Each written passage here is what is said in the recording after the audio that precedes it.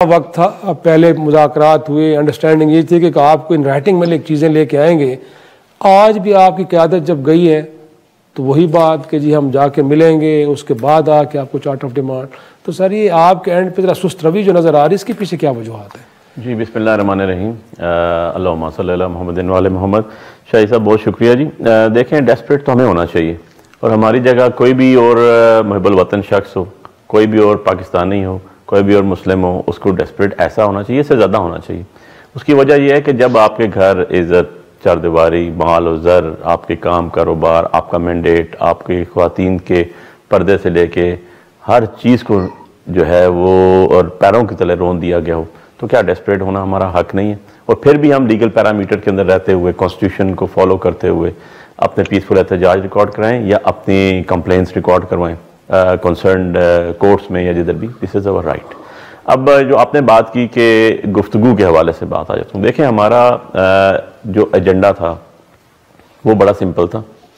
वो within the parameters of legal ambit, आर side से आप देखें, हर साइड से उसके अंदर वो फिट होता था। वो कानूनी, शरई, लीगली, कॉन्स्टिट्यूशनली, हर लिहाज से एक आम फहम आदमी को कहें आप, या एक इंटेलेक्चुअल को कहें और किसी टेक्नोक्रेट को कहें, वो भी इसकी तायीद करेगा कि यार इन्होंने जो बात कही है वो रीजनेबल है। कैसे? तो नंबर वन, तहरीर में भी ले नंबर वन, मैं उसको भी आता हूँ, तहरीर में आ गई है वो। नंबर वन ये है कि इनोसेंट प्रिजनर्स की रिहाई, कौन सा गलत मुतालबा है? बेगुनाह असीरों को अगर आप जेल में रखें, सही।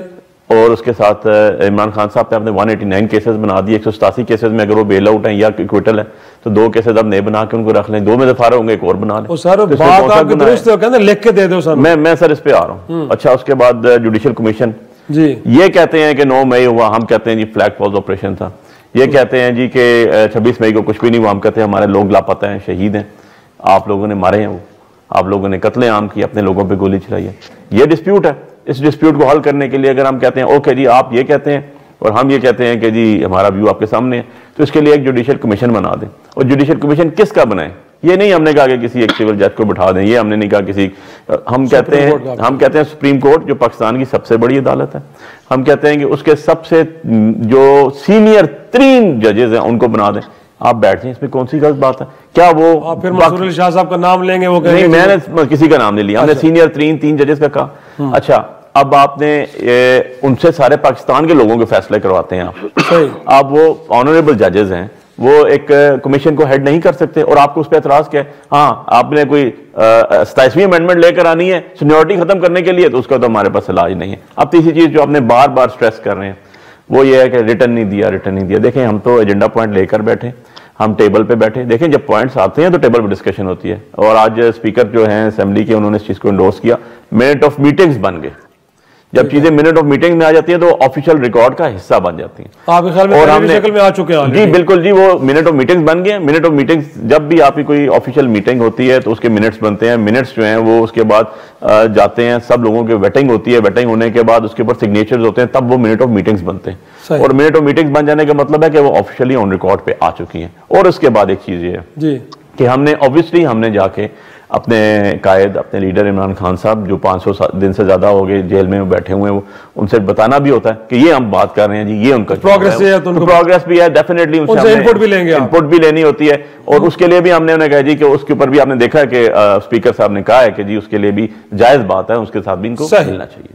कादिर मुंदखिल साहब, इनफैक्ट सर आप जो शुरुआत आज हुई है 2025 में, बड़ी पॉजिटिविटी हमें देखने को मिल रही है।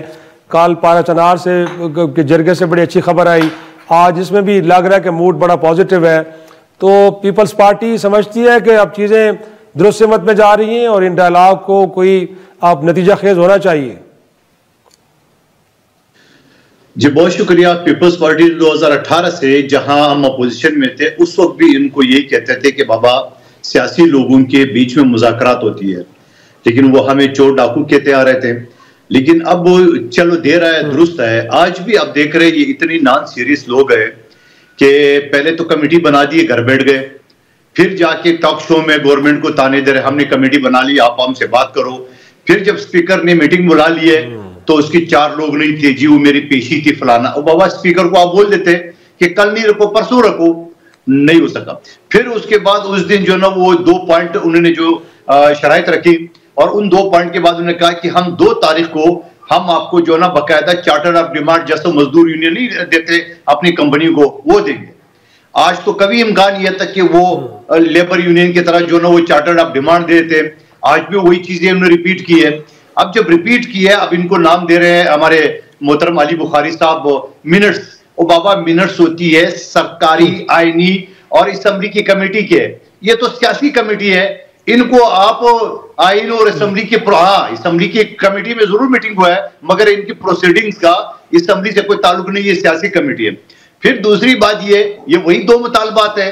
आप खुद अली बुखारी साहब सीनियर वकील है, ये कहते हैं मोस्ट 3 जजेस पर मुश्तमिल। शर्त तो देख ले, अब मोस्ट 3 जजेस की अगर आप नाम ले टीवी पे तो आपको पता चल जाएगा वो क्यों कहता है इसके बारे में। नंबर 1 बात। दूसरी बात ये कि जो कमीशन बनता है वो वहां पे बनता है जब कहीं हवा मौजूद हो।